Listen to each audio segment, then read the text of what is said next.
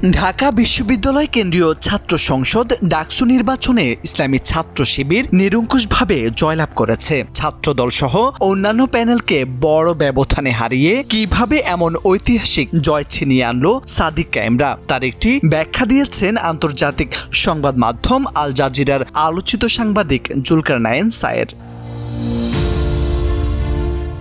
ফলাফল ঘোষণার পর নিজের ফেসবুক পেজে 11টি ছবি শেয়ার করেন জুলকারনাইন সায়ের, যেখানে ছাত্র শিবিরের ধারাবাহিক কার্যক্রম আর সাংগঠনিক শক্তির চিত্র তুলে ধরা হয়।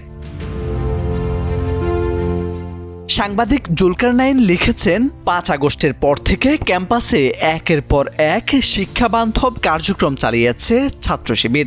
জুলাই আন্দোলনের সম্মানীয় প্রফেশনাল আয়োজন করেছেন দলটি, আর সব কাজ নিজেরাই করেছে, নিজেরাই ক্রিয়েটিভ আইডিয়া দিয়েছে। সায়ের প্রশ্ন তুলেছেন, অন্য সংগঠনগুলো কি একইভাবে কাজ করেছে?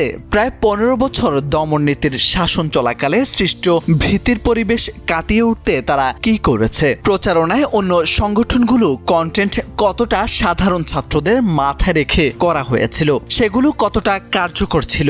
এই প্রশ্ন তুলেছেন জুলকারনাইন।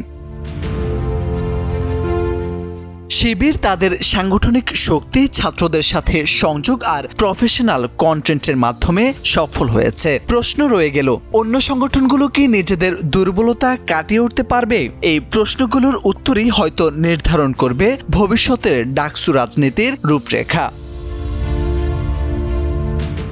স্ট্যাটাসের কমেন্টে ছাত্র শিবির ও ছাত্রদলের নির্বাচনী প্রচারণার কন্টেন্টের লিঙ্ক দিয়ে মূল্যায়ন করার পরামর্শ দেন সাংবাদিক জুলকারনাইন সায়ের। মোর্শেদ আলম, সময়ের আলো।